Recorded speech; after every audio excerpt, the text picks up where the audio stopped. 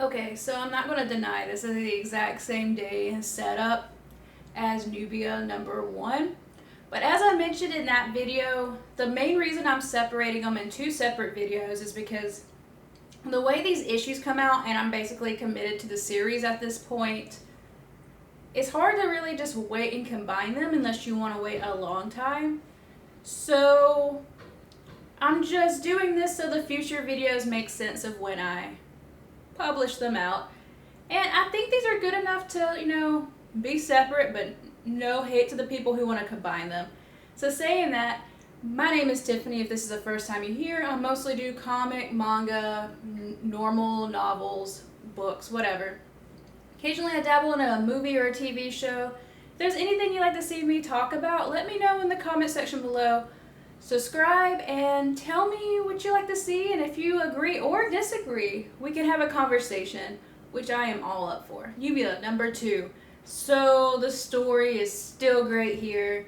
Nubia has not been queen very long and she needs guidance. So she talks to Athens and Aphrodite, which I love to see, like mythos and the gods and all that stuff in this, right? Like, I love that in my fantasies and stuff like that, as long as it's done well.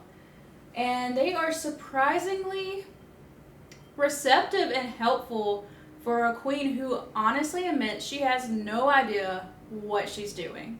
The Victor Circle is like their form of entertainment. There's a fighting arena, kind of like gladiators, I guess, but with the Amazons.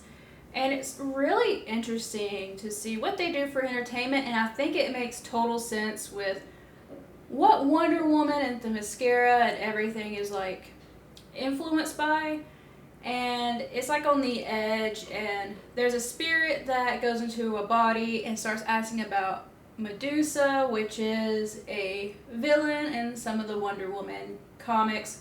So it's interesting to see whispers or foreshadowings of her again. So yes, Nubia is the main character. She is the center of the comics, but so far these issues have introduced us to so many other characters that actually feel fleshed out.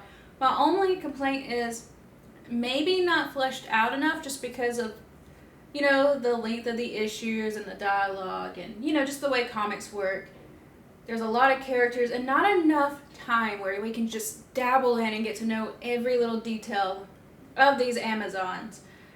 But they still feel pretty fleshed out for the amount of space given to have these characters in. And as I mentioned in the first video, I love the fact that we're spending so much time in the mascara, and we learn more about their rituals and their customs, and we learn more about the Well of Souls here. So I'm assuming the Well of Souls is going to be big throughout the entire miniseries. So as I mentioned, we see more about the mascara and their customs and everything involving that.